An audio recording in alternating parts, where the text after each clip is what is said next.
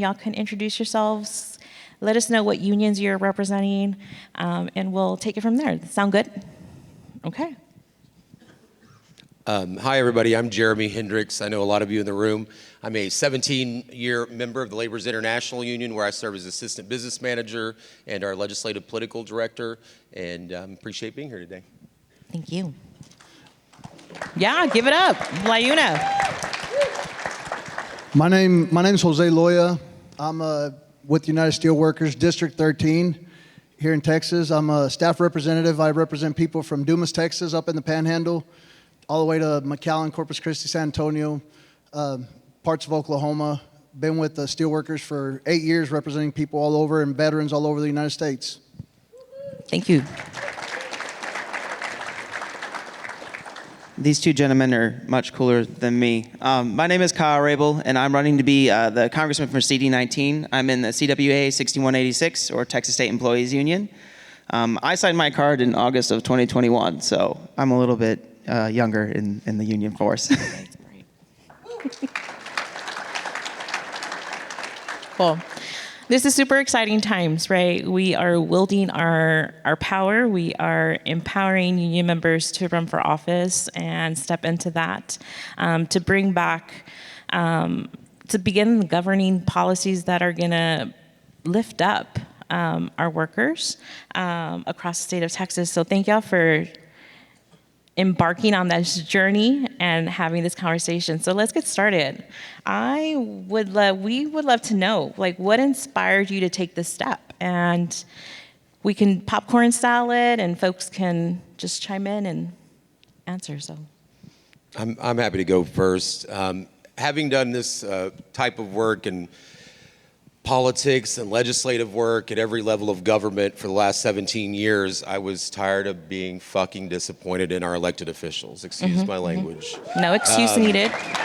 And time after time, we have to re-educate our so-called friends in the legislature and other places. And it's time that we have more rank and file, union leaders, folks that actually know what workers are struggling and going through. And that was really, after a lot of encouragement, I never thought I would do this, to be honest with you, because it's not an easy job. State rep doesn't pay well. So you're not doing it for the money. And in these conditions that we're, in right now in America, though, we've got to have people that are willing to fight and step up and take on these assholes. So that's why I did it. Love it.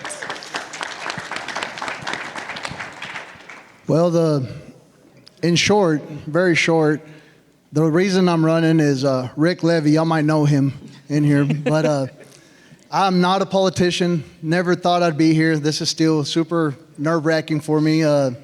It's completely different. Every step is different, but I had the opportunity to speak with Senator Bernie Sanders this couple of months ago, and Rick called me and said, "Hey, got a crazy question for you." I said, "Rick, I'm a military veteran, spent 13 years in the oil and gas field, and been a staff rep for the last 8 years. I bet I heard crazier questions." He said, "No, this is crazy." I said, "Shoot."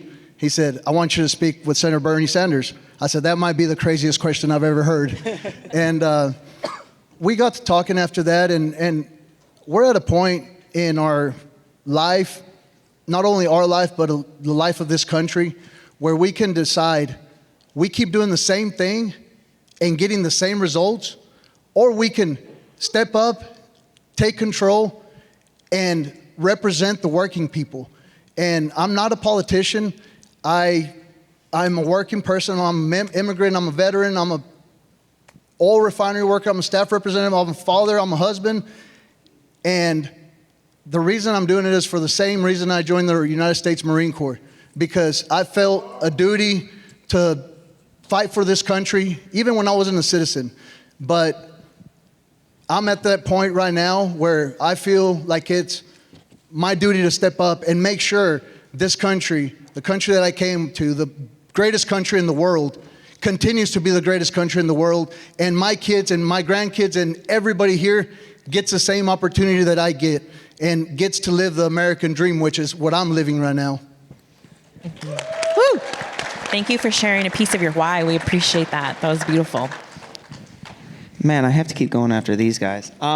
So It starts with, in 2023, Tyler, wherever you are, had called me and asked me if I wanted to go speak on bills at the State House as a state employees union member. And it was, if you guys remember, the anti-DEI bills and the anti-tenure bills.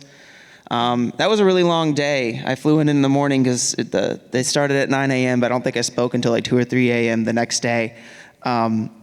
But I spoke at those hearings and explained that DEI was actually really good because I myself am also a veteran and still in the Army. And the VA is kind of like a DEI thing, right? It gave us a step up to get to where we are, the 9/11 bill, all of that. And tenure is important because it protects professors, right? It's really important. And then after I say those things and saying how important it is that we have diversity and protections, my own chancellor at the time, not the one now, Brandon Creighton, but the one at the time, came up after me each time and said, we don't need the DEI or tenure. Well, that was a damn lie. And so I got back and I had to go do a month-long Army training, and then I got really involved in my local county party. Somehow they elected a 29-year-old, or I was 28-year-old, to be the county secretary for the party. And I started organizing block walks, all of that stuff, and then we got our asses kicked in 24. We got our asses kicked in 24, and I woke up the next morning, my wife was pregnant and I was mildly hungover, and I said, I think we need to do something bigger and better. And then I heard Representative Arrington, who's my current representative, he's retiring after this session, talk. And I said, well, that can't be that hard of a job. He doesn't sound that smart. I can do that, right? And so we decided that we were going to launch this, and we had my son, and it became logical that I have to fight for the biggest position and find as many people to run with me as I could. And we've done that in West Texas. We're running people in West Texas. I mean, that doesn't happen, right? Yeah. So we decided we were going to run on labor message because I'm a labor guy. And so we're here fist fighting with folks. And I told one of the Republicans the other night, I said, I'm going to bring the full force of labor. We're going to punch you right in the damn jaw. And you're going to have to go and sit back down. Loving the energy from all of y'all. I'm going to kick it back over to Jeremy because you talked about how you were just fed up with how politicians or electeds are, what they are doing or not doing, right? So what difference can a candidate with a union background make in office? Clearly, we come from a different perspective. As I said a moment ago, we have to go back and re-educate, and re-educate. And if so, I'll give an example of where education worked. Yesterday, if you got to hear Gina Hinojosa speak at the e-board meeting or at the building trades meeting where I come from, she talked about the fact that long ago at a school board meeting, that a lot of folks in this room from the trades and from other allies and other labor unions, ASME, et cetera, stood in a room till 2 or 3 in the morning fighting over whether Austin Independent School District should scrap Davis-Bacon prevailing wages or not. We did a lot of education on Gina, and the 5 votes that we got, it was a 5-4 vote. Luckily, here we are 15 years later, and she's still fighting for Davis-Bacons. That's like the dream way to do it, right? You educated them, they keep fighting, they're your go-to. But that's an anomaly. Yeah. That's in the legislature, that's a 1 in 1,000 kind of deal. And that's at every level. That's whether you're looking at the city council, school board. So absolutely that having to re-educate people over and over is what got me to this point. But I know that these guys and other union candidates out there running wake up every morning thinking about how to make life better for working folks. We've walked picket lines, we've negotiated contracts for better wages and safer working conditions. And unfortunately, we are still living in the most dangerous state for workers. More deaths, more injuries, more wage theft, more misclassification, more all the things that make it hard to be a worker in Texas. And the fact that we can't present that as a nonpartisan issue when people are dying every day and actually get some shit done to protect workers and actually increase wages and safety on the job site, I think we just bring a different perspective coming from labor, and that will be baked into every single decision that we make. Every single thing that we pass, every law has to have at least a somewhat worker-centric view to make sure that we're doing good for the people that we represent. So. No, absolutely. I love how you made a direct line of your current work as within LiUNA and how you have been around various elected officials lobbying for various policies and how that just seamlessly led you into a House position or to run for the Texas House. Jose, what is land commissioner, and how did you decide that's the district I want to put myself behind? Well, land commissioner is the best kept secret in Texas. Land commissioner is a huge office that nobody knows about. It's actually the oldest office in government in Texas. It takes care of public land. It leases public land. Revenues from that go into fund public education. All the public education in Texas gets a big part of its funding from this office. And it also takes care of disaster relief. It takes care of the whole coast.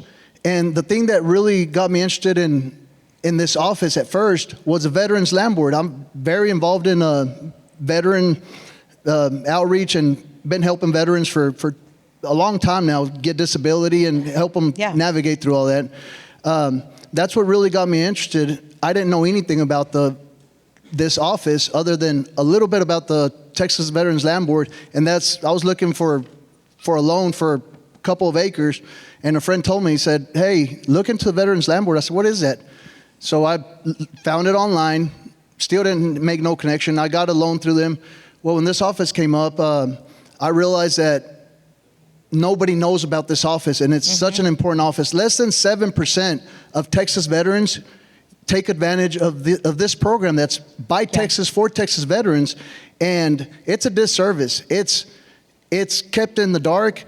By design, though, if nobody knows what you're supposed to be doing, nobody can hold you accountable. And that's what they want this office to be, a stepping stone into higher politics. Yeah. I want to use it the same way as my military service. I want to get in, do my time, make some good changes, put in a good place, and hopefully next guy comes up and continues to do the same thing.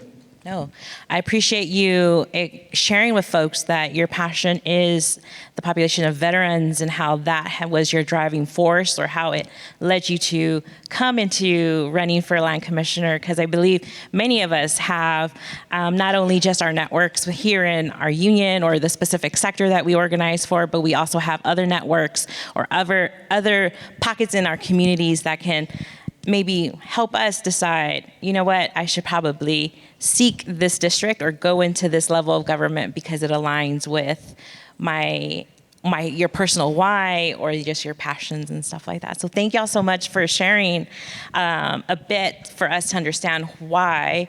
What is your why? Why are y'all doing this? What led y'all to the crazy idea of saying, yes, sign me up, gonna go ahead and run for office. But now let's transition a bit over to understanding the issues that y'all are bringing forth through your campaigns, right? What are some of your top priorities or issues you want to focus on your campaign? We'll start off with Kyle and let everybody just talk a bit about that. Yeah, in an unsurprising turn of events, my campaign is completely focused on the working class, right? That would make a lot of sense as a union person. One of the biggest problems in West Texas is the lack of rural health care. And because our sitting congressman was the designer of the One Big Beautiful Bill, he will directly close 6 rural hospitals in our district. For example, the women of Big Spring have to drive an hour and a half north to Lubbock to see an OBGYN. That's insane. They could die. To give birth, you have to come to Lubbock in Big Spring. So you have to plan your birth. If anyone's ever given birth or been the partner of someone giving birth, it doesn't always happen that way. Nope. So I want to fully fund things that are logical. You want to help regular people. All of my campaign is making sure that the working class can thrive. And there's a little bit about farmers and ranching in there because we are the largest cotton patch in the world. But the whole focus is that the workers need to be represented, and you need to fully fund Medicare, Medicaid, Social Security, and the VA. We're cutting 30,000 more members of workers in the VA. Lubbock is the only VA for 33,000 veterans in my district.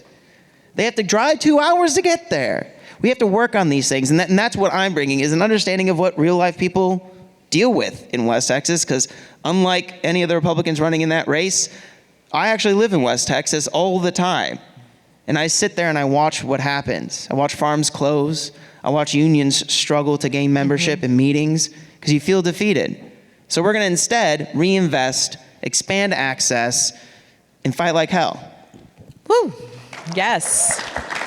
Thank you for that insight on West Texas. Yeah. Jose. So the biggest thing that I want to bring to this office is transparency and availability. Like I said, nobody realizes what this office does. And if you have a kid in school, if you pay property taxes, if you have a veteran in your family or know a veteran, or if you've ever been through disaster relief, I mean, we get fires, we get tornadoes, we get floods, we get hurricanes. This office affects everybody, and nobody knows how much this office can help. I want to maximize the resources to make sure they meet the needs of Texas, because the land belongs to Texans, and it should help us. It should help everybody in Texas. So I want to make sure that I make this office available. I want to make sure that all the work that's being done on public land is from union members. I want to make sure that our education, especially with this voucher scam that they did, that they're going to pull from our public education funds and put it into private.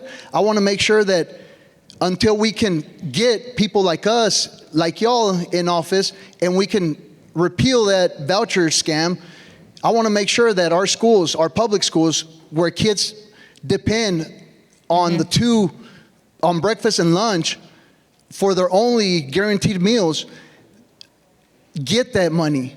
And I want to make sure that disaster relief goes to the people that actually need it, not the communities that are politically aligned with this office, and make sure that those affected, unlike what's happening in Houston, that there's still lawsuits from Hurricane Harvey because people didn't get that support. So I want to make sure that everything is transparent, available, and is going to the right place. Appreciate you sharing your priorities. And it's lovely to it was an educational moment for me too, just the cornerstone of public education within the land commissioner and how that ties. And so thank you for sharing that. Jeremy, when I decided to run for office, the AFL made it really easy in this regard because I just kind of copied the Fair Shot Texas platform. Okay, I mean, let's that's keep what it it's real. all about. I mean, I talk about it every day from my first stump speech on. Folks deserve a fair shot, a seat at the table, and a Texas that actually works for regular folks. House District 50, it's central northeast Austin and a little bit of Pflugerville, Wells Branch, so not far, just south of here. That district is a working class district, but it's also got one of the highest concentrations of state employees, one of the highest concentrations of teachers, so it's also very educated. So when I'm on the doors, I'm hearing the same thing over and over. And even though Dementia Don says affordability is fake, it's not. Absolutely, it's about food prices rising, it's about healthcare costs rising, it's about not being able to afford rent and their mortgage, especially in Austin. And so those bread and butter table issues is what absolutely is hitting home. And it comes very easy, I think, for all of us because this is what we do every single day. We fight for higher wages, save job sites, and to make sure that folks have an actual voice in this system that is really screwed up right now. Absolutely. And needs some common sense and more labor. Yeah, absolutely. So now that we have clarified a bit of your vision and your priorities as y'all are going down this path of campaigning, let's now discuss how you actually started your campaign. Let's get into the nuts and bolts, right? What is it going to take for folks who are out in this audience contemplating the realities of putting together a campaign and getting that organized? So we'll go ahead and kick it off to Jeremy. What has been the first steps you've taken to launch your campaign, and what surprises have you come across in just getting started? So I had a decent amount of lead time because we were all patiently waiting to see what James Tallarico was going to do. And so, for a while we thought he was running for governor and then U.S. Senate, but he's the one that currently holds House District 50. So in that lead time, I started making a lot of phone calls. And whether you work in politics and the legislative side directly or not, your union does. Your union is there every day, supporting candidates, giving money. We're showing up and volunteering. So that's where I started. Who's every single elected official that our union has supported? And it's not a tit for tat kind of deal, but if there are real friends and they want to stand with labor and they want to take our support after decades after decades, then we should be willing to ask them for their support. Now, some of them were chicken shit, to be honest with you. Hey, let's keep it real. But I did end up with over 100 elected officials that endorsed me and that I rolled out with first day of the campaign, which made a huge difference because in an open seat, I'm pretty confident that scared off a few people that would have made it a heck of a lot harder to run in that race. And so that was definitely the first thing I did. I know not everybody can do that, but still, even if you're not directly dealing with those politicians, someone in your union is. So if you make this decision, get that list. Don't be afraid to call them. Don't be afraid to call them a second time and a third time until they pick up, and actually put them on the spot. Yes or no, because they absolutely do that with us when it comes to asking for checks. So that's the first thing I did. Also, really the first thing, okay, I lied. The first thing you do is go talk to your spouse or significant other. And I've got my beautiful wife, Lynn, here, who's also a leader in LiUNA. And I could not do this without her. We sat down and had a long conversation, but she keeps me on task. She keeps me organized. She's amazing. And but that's the first step. Now, what was the biggest surprise? Honestly, something, and this isn't an attack on the AFL or unions or anyone, but as we move forward in this process of encouraging more and more rank and file union leaders to run, we've got to build a better infrastructure to support those candidates. Because as you all know, like I know how the LiUNA process works, but every single union's different.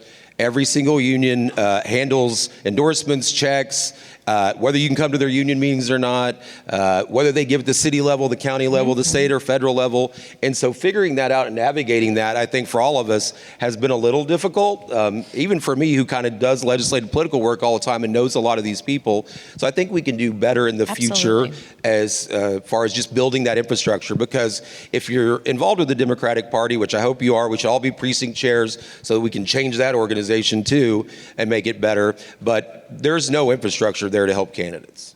Got it. Especially if you're in a primary. It is a hands-off, good luck to you, buddy, mentality. And so having that infrastructure internally, I think, would be great in the future. No, yeah, and I definitely want to tease out a bit of what you said, right? And I think that is part of the genesis of why the Texas AFL-CIO created the labor candidate school. And unfortunately, none of y'all were able to attend because y'all have already filed, and we wanted to be in compliance with that. But it is using the Texas AFL-CIO. It's acknowledging where we can create stronger infrastructure and ensure that folks that are wanting to run really truly know the process. What are the different networks? How do you go ahead and start just shifting your organizer hat in a different way, right? It's like organizing campaign. You got to go find out who are your threes and who are your ones. Where do you go and ask money? How do you wield the power of the coalitions within your central labor councils?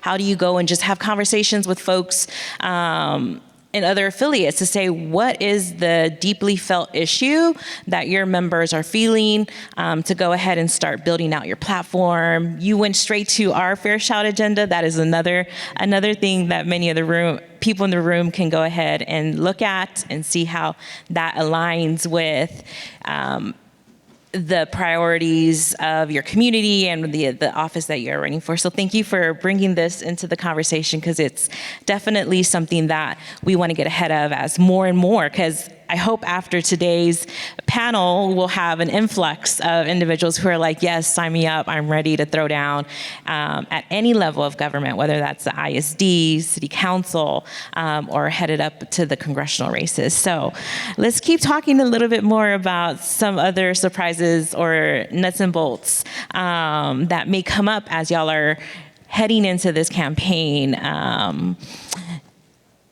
Kyle, any lessons you've learned thus far? Yeah, and I think I was talking about this with Bobby Cole, but the fact that you definitely need to manage your caffeine intake when you're running. My campaign manager always says he's got 3 jobs, and the first one is to keep me married, and the second one is to keep me alive. The third one is for me to win. But really one of the things I've learned, because I'm running in such a rural district, in such a red district, is that you know, as a union person, you tend to have thick skin anyway, so you can take a lot, but you have to have the ability to wash your brain Because there are going to be people that tell you, yeah, you're wrong, even though you're an expert in thinking about how working people live their lives, because you are that. You have to really understand the fact that some of these people are afraid of having the D vote. They're afraid of voting for someone that is wearing the color blue or anything like that. But instead, you have to really think about what you have to do every day, and that's smile and tell them, I understand what you're doing. I understand why you don't think the Democratic Party's it. I have to be honest, I always don't know either. But I do know that I am a union member, and I know what my union supports and stands for, and that's 99% of what the Democratic platform is, so that's what I am. So every day I have to wake up and make sure that I understand and say to myself, I've got to be the union worker first, I got to be the union guy first, and then it's normally a dad because my son wakes up at 3 a.m. and then it's that. And then it's, oh, right, yeah, I'm running a political campaign. Those are the hardest things. And then the phone calls that you kind of get, and we were talking about that earlier backstage, the phone calls when you're talking to people and they just hang up on you. Or, no, I'm not going to talk to you. You're in a position you're not going to win. And I go, well, I can if you would just give me 5 more seconds of your time. Those are things that, if you're going to run, they're tough, but you can do it because you spend all day negotiating contracts and convincing workers to sign up, and that's hard work. In comparison, running could be easier than that. No, I love how you brought it back to that analogy of like some of the skills that we are all currently doing for our members within our affiliates and our locals is just transferable and whatnot. And also too, just to remind folks that yes, some of our priorities may be in alignment with a particular party, but like we are in the business of like separating that apart and being like workers first, labor first. Let's get our message out because we cannot be pitted against each other or continue to do what we've been doing. And so this is our path of like trying to get more of us into that space to wield the power differently. Jose, I know it has been expressed by your other 2 panelists that they had to ensure that they get support from their partners. I hope you automatically went there. Hopefully you didn't have the pitfall as Jeremy, but, and what support are you receiving as you are going through the nuts and bolts of building out a campaign? I've been very, very impressed. I've realized that labor is ready, that labor wants a change, and we're not just talking about it anymore, we're actually doing it. Yeah. I've gotten support from, my district director, Larry Birchfield, to all the way through United Steelworkers, to the top, to all the presidents, and everybody that's around me has been very great. It's amazing to see that labor is alive in Texas, and it's going to grow. And we're ready to take control of our own destinies, and we're ready to fight in a different way. Not just for the contracts that we negotiate, but we're ready to fight for our lives right now. And that's been awesome to see. No, that's great. Kyle, yes, shout out. Kyle, Jeremy, do y'all want to chime in? How are y'all getting your own unions involved or rank and file members involved? What kind of support are y'all receiving?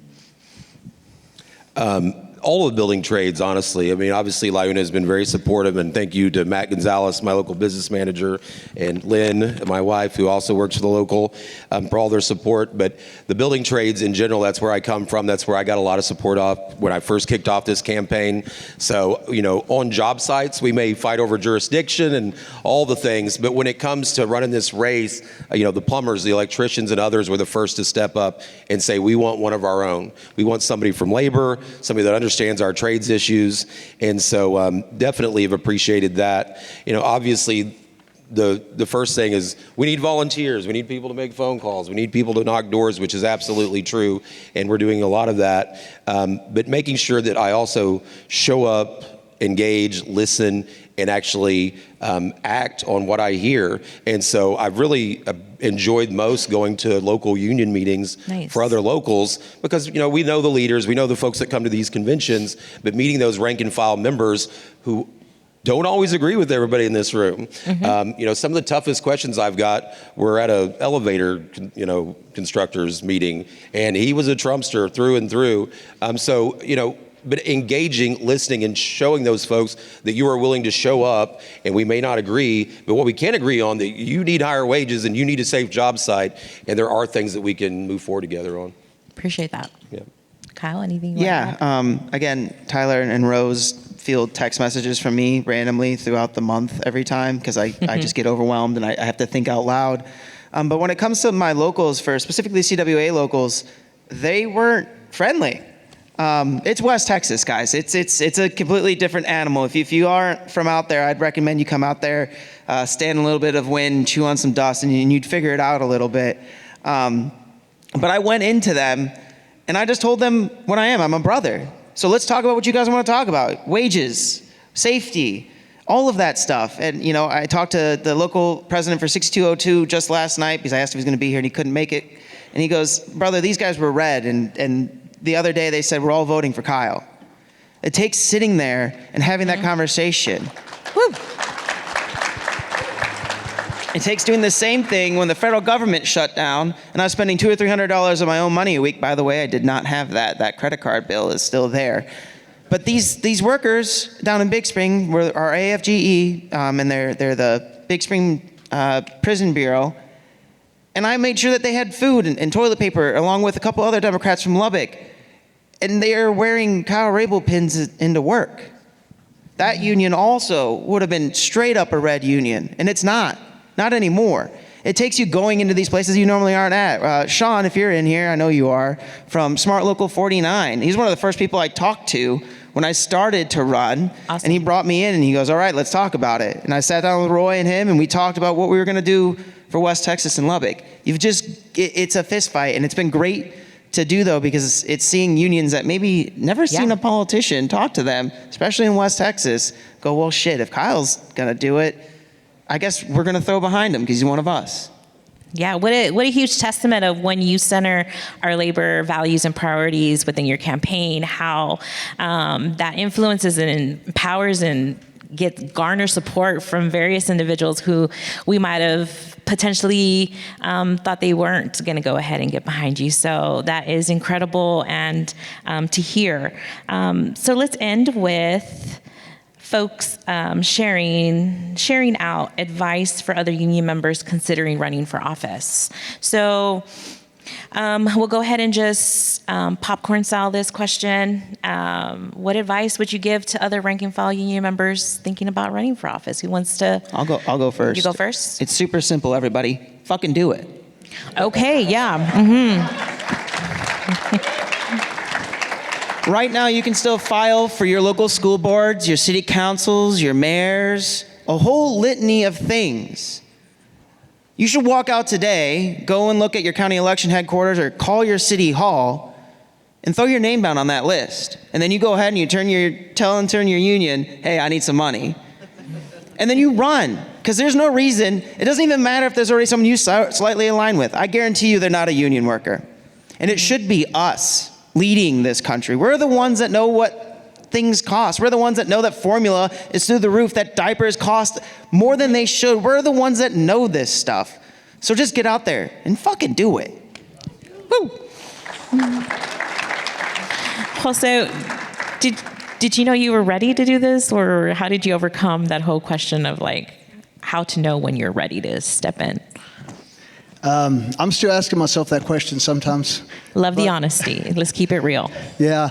No, honestly, you're ready. You're ready because of your experience. You're ready because of your actual lived experience. The biggest misconception that I've seen stepping into this has been, you don't have to have a law degree to do this.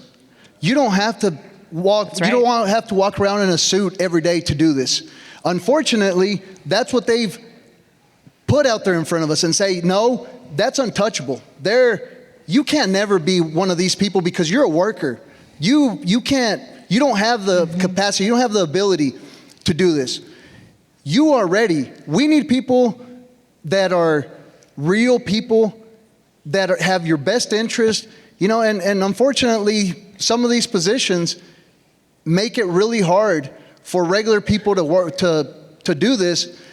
I'm still working at least 40 hours, sometimes a lot more, driving 80,000 miles a year just for my job. That's not even campaigning. Yeah. And it's hard, but it's doable. And you are the person that can make the change that's needed. So if you're thinking about it, grab one of us. Grab somebody that's ran. Don't grab the politicians, the lifelong politicians that have been there forever, because they're going to say, no, you can't. This is our turf. Grab somebody real. Talk to your union leaders. Talk to real people and have that conversation. I encourage everybody to get involved. We will help. Your unions will help. And we're changing things. We're changing things, and we're going to make it more available for everybody. Yeah, I appreciate you breaking the mold of what we think traditional elected officials should look like or be like, because we got to change that up. Jeremy, over to you. So I'll add a little bit to what they both said. First off, if you think you're not qualified, experienced, etc., none of these assholes that run are. First off, they're True, not. There's true. no training to be the president. There's no training to be a congressperson. There's no training. It's an on-the-job experience. But here's what I do know. You're all Texas labor leaders. That's the hardest fucking job in the country. Amen. We fight. Amen. Yeah, give yourselves a round of Yes. applause. Because we have to fight every day and scrape and scratch every day for every penny we get for our workers, every safety thing we get. It's all a fight. And so you already have that experience, because that is what you're going to probably encounter in Texas politics. You asked it earlier, know why you're running. And I think that's what a lot of people put their name on the ballot, not from labor, but others, and you ask them, why are you running? They don't have a good reason. We have a good reason, every single one of you, because people are hurting, we know how to fix it, and we know how to fight and get the job done. So the other thing I'll say is start early. If you're afraid to go put your name on the ballot, go put your name in for a local board or commission. Serve on some committee on the school board. Serve on some committee at the city. That's where I started, on a construction advisory committee long ago, where really it had existed for decades and never done a damn thing. But we took that little bitty committee over with labor and the building trades and Workers Defense Project and others, and we started making them focus on worker issues. We weren't elected officials, but we started causing some noise. And so you know what it takes on a picket line. You know what it takes. It takes fucking fighting, making a loud ruckus, and making sure they know that we're here and we're not going anywhere. So definitely don't be afraid to do that, and definitely take that first step into any kind of public service, because that's where all the decisions are made. Amazing. So I'll wrap up by saying thank you. Thank you to the three of you for stepping up. There are many other union members who are going to be on the ballot in 2026. Shout out to them. Keep an eye out. Go out and make a friend with them and support them along the way. But yes, thank you all for sharing your journeys, your challenges and advice. The path from union member to a candidate is not easy, as y'all shared. But your experience shows that the power of a union value in politics is supposed to be in public service. So I hope everyone here is inspired by the work, resilience, and leadership these panelists shared and exemplify. So thank you, panelists, for this conversation. Thank you so much for having us. Can we all give you, just each of us quickly, our website so folks can check us out? Oh my gosh, So, yes, of course. I'm HendricksForTexas.com. Please check it out. Give $1, give $5. Anything helps.